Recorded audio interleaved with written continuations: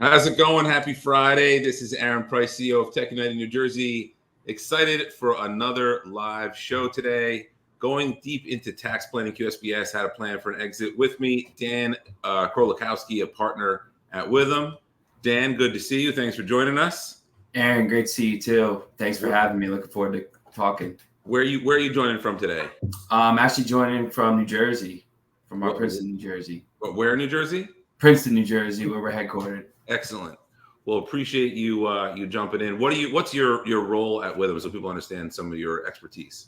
Yeah, absolutely, Aaron. So I'm a team leader of what we call Withum's Founders and Tech Executive Group. So used to working closely with founders, early employees, executives in general, in dealing with their personal tax situation, tax planning, you name it, can kind of help in all different areas.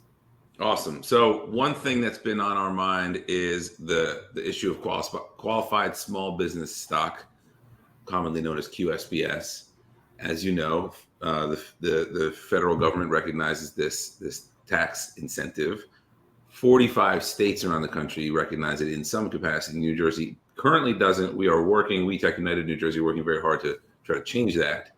So let's talk a little bit about what this is and how founders, both in and out of New Jersey, can take advantage of this policy. Can you explain what it is, and then we'll talk about some of the benefits? Yeah, definitely. So high level, Section 1202 allows for an exclusion on the sale of qualified small business stock, also known as founder shares, also known as QSBS. And basically you can exclude, if you sell qualified small business stock, you can exclude either the greater of $10 million per company or 10 times your basis in that company per company. There are a lot of, rules within that code section. A lot of the rules and requirements, are maintained at the company level. For example, it's got to be a U.S. domestic C corporation. The stock, the company has to have less than 50 million assets at the time you acquire the stock. The company has to be in a qualified trader business. So, most tech, SaaS companies, you name it, will qualify for this benefit. And there are some other, entity level requirements. And then there's some individual requirements where, you basically have to hold the stock, get the stock in original issuance from the domestic C corporation and hold it for 5 years. But it can be a great benefit for individual owners of that qualified small business stock. What are some things that you have seen investors or possibly founders screw up in, disqualifying themselves from this? What are some common mistakes people make? Yeah, so, great question. I always say you can never get started planning early enough, for qualified small business stock, if that's a target for you. When you get founder shares, they're generally restricted, which means you don't actually own them till they vest, till the restrictions lapse. There's, under the tax code, something that's called an 83B election that allows you to treat the grant of restricted shares as actually being vested on the grant date. That, enables you to pay tax on the value of those shares on grant, but also lets you start your holding period sooner. So you have to hold qualified small business stock for 5 years. So there can be other, I'll say, issues with missing an 83B election. However, one of the biggest ones could be not starting your holding period in the qualified small business stock till it vests. So, that is one pitfall, Aaron, that, we generally see.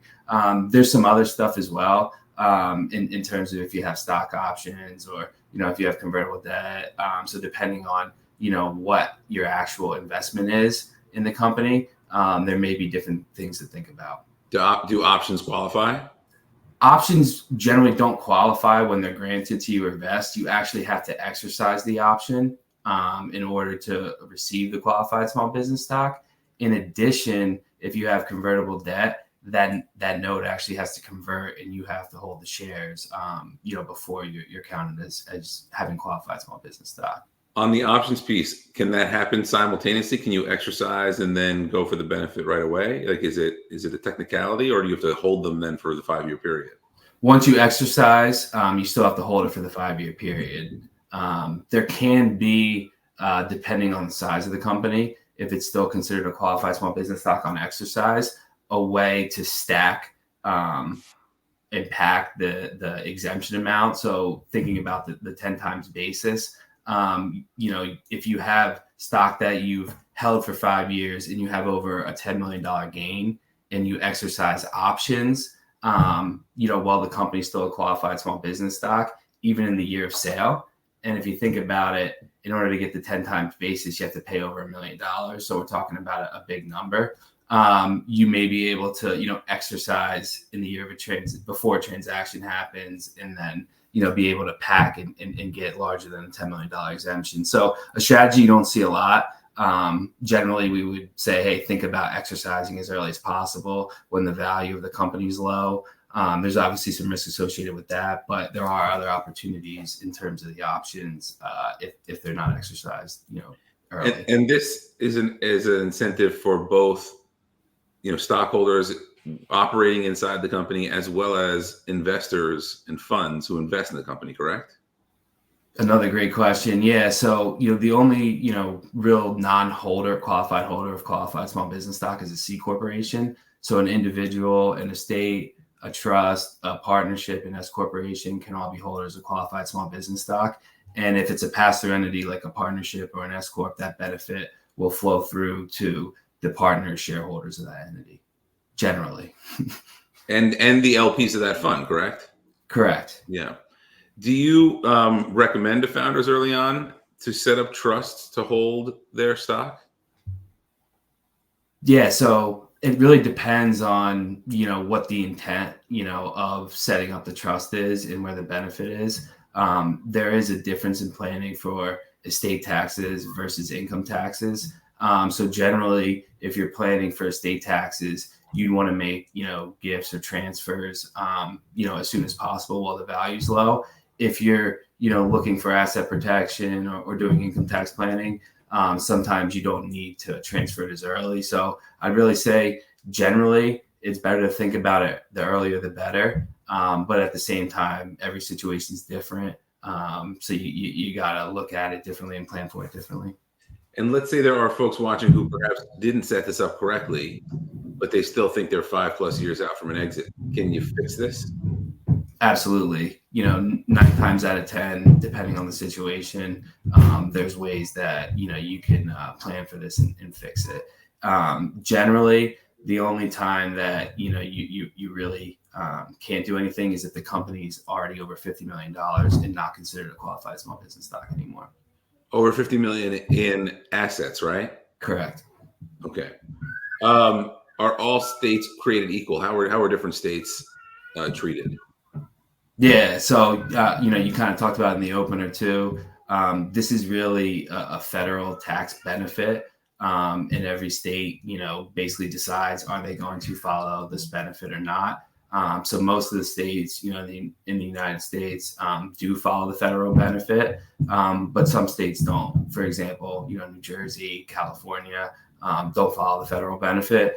Some states like Massachusetts recently, they used to have a smaller tax benefit than the federal benefit. You had to be located in Massachusetts. However, now they follow the full federal benefit. So it seems like more and more states have continued to adopt this benefit. And by the way, just to be clear, if someone lives in New Jersey and works or invests in other states, in particular New York, since that tends to be the market, can they? What happens to them in a situation where they might have some sort of liquidation? Yeah, great question. Usually, high level, if you have compensation, that income is sourced to where it's earned. So if you're, working in New York and you get paid a salary, you generally pay tax in New York where you work, and you would get a credit where you live. So if that's New Jersey, you would get a credit in New Jersey for the New York taxes you paid. On a sale of stock, it's a little bit different. You have capital gain income, and that's sourced to where you're resident of, what state you live in at the time of the sale. So if you live in New Jersey and you sold qualified small business stock, you could qualify for the federal exemption. However, you'd pay tax in New Jersey on that sale, on the gain. So that's a good, the way the bill is currently written, we're looking to amend it in New Jersey to make that not necessarily the case, so we can make sure that founders here can stay here, even if their businesses or operators here, even if their businesses or their activities are happening elsewhere. Same thing with investors, where we've heard directly investors, like a young principal who's moving up the ranks, growing their family, looking to move. We're not getting those people in New Jersey because they recognize that it's just too, there's an extra bill for specifically the line of work that they're in. So hopefully we'll have some changes soon. Let's talk about the Tax Credit and Jobs Act.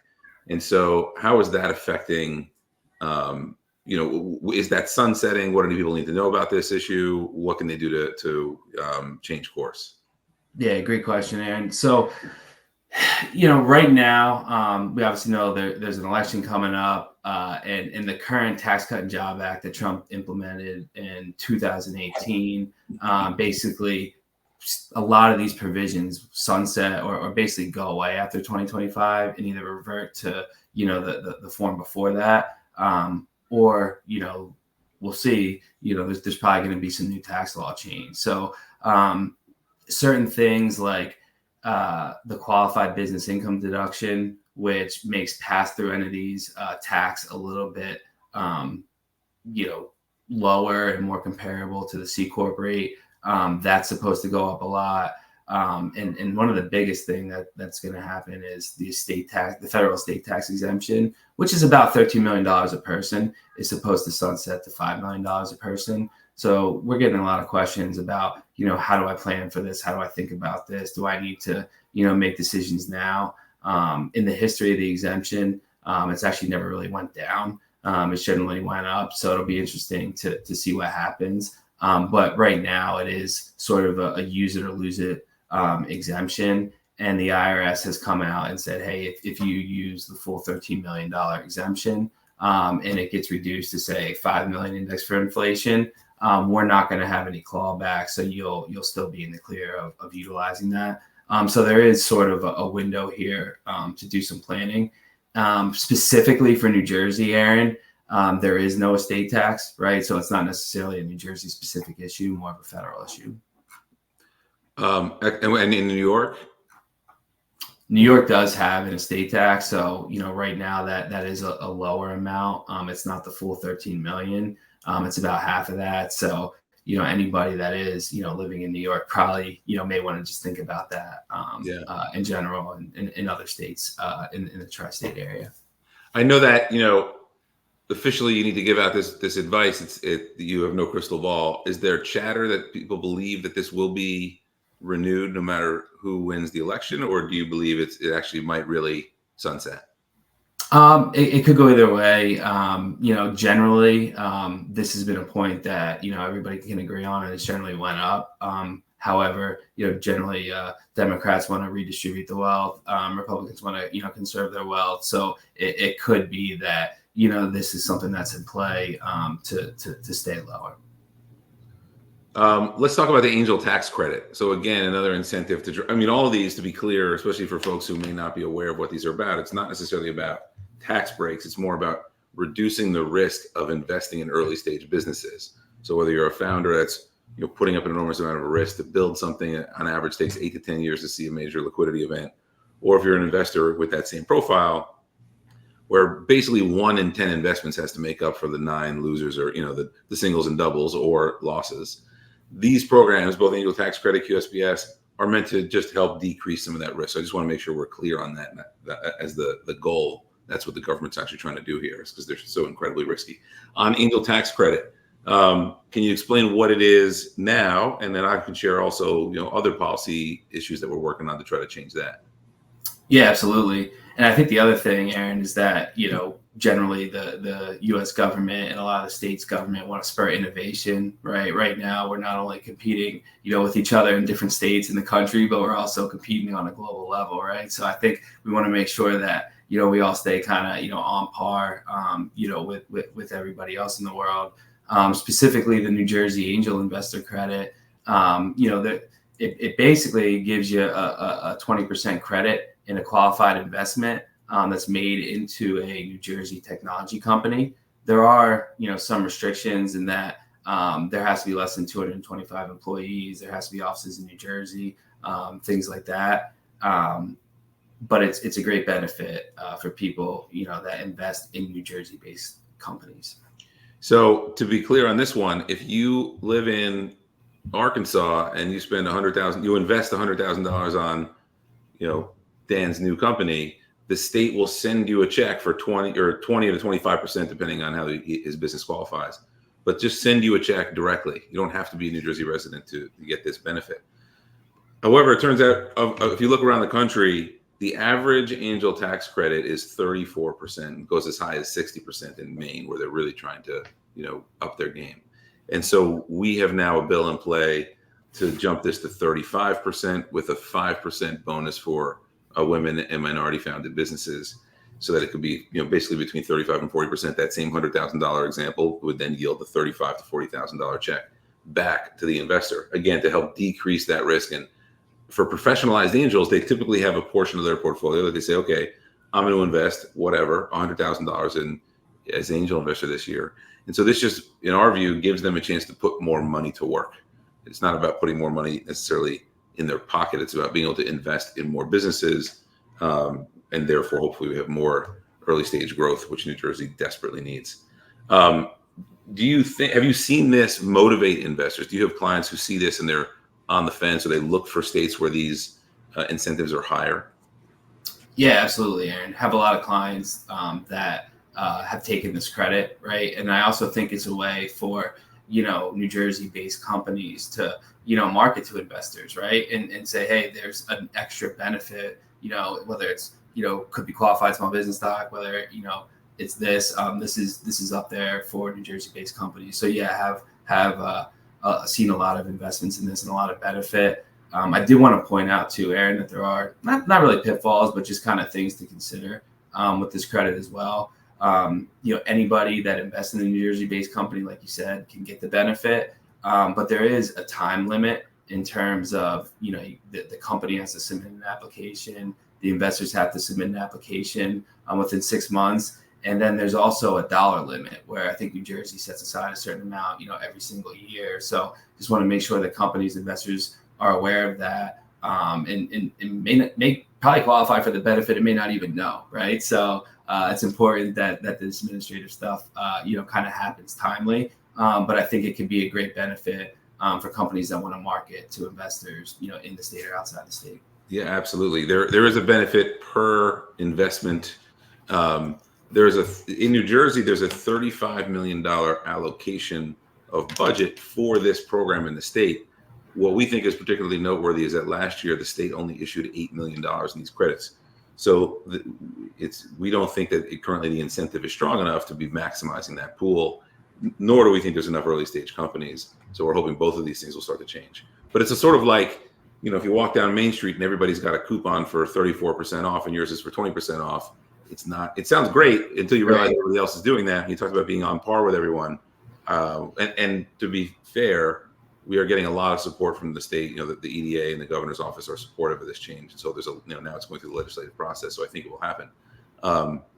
But we want to make sure that we're as competitive as the next guy, and hopefully even more so. I also had a board member talk about pass-through losses and carrying over losses, which New Jersey does not allow. But can you touch on that issue? Yeah, absolutely. So New Jersey historically did not allow business losses to carry forward. Now, they basically upped it from 0 up to 50%, but it's not generally just, hey, you could take 50% of your losses. You have to calculate what they call the business increment percentage, and apply that. So you basically look at the income that you earn that year from a business. You look at, the net income or loss from the business, and you calculate, hey, you could take 50% of that difference. So it's better than nothing.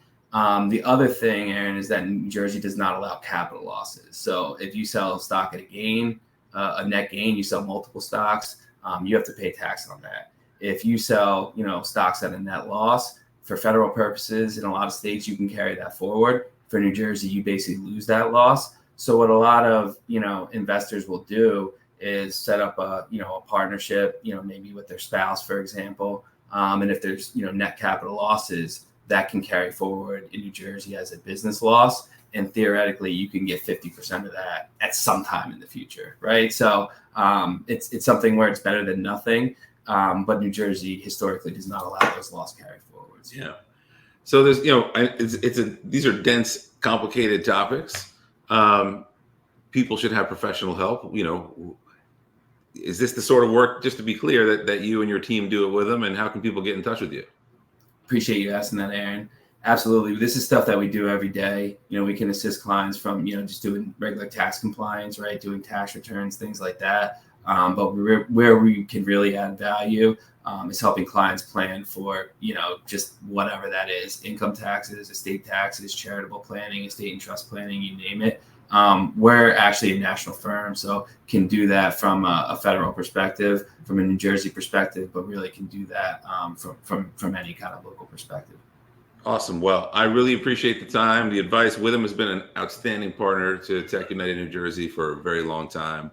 Ed O'Connell, one of your partners, sits on our board and has been fantastic help. And we've hosted the board meetings and things at your space. So we really appreciate everything that Withum does in the New Jersey community and the expertise that you shared here today. Because we work with a lot of early stage companies, but without this kind of long-term planning, it can be very, very expensive, or it might be harder to raise capital because you're not explaining the right incentives to investors and employees. So make sure you reach out to Dan, plan appropriately, do it way in advance so that you can maximize the outcome on these high risk ventures. Dan, really appreciate the time today. We tend to end with the high five. So on the count of three, give me the high five on the camera. 1, 2, 3. Boom. Good to see you. Thanks for having me, Aaron. Always great chatting with you. You too. Thanks a lot.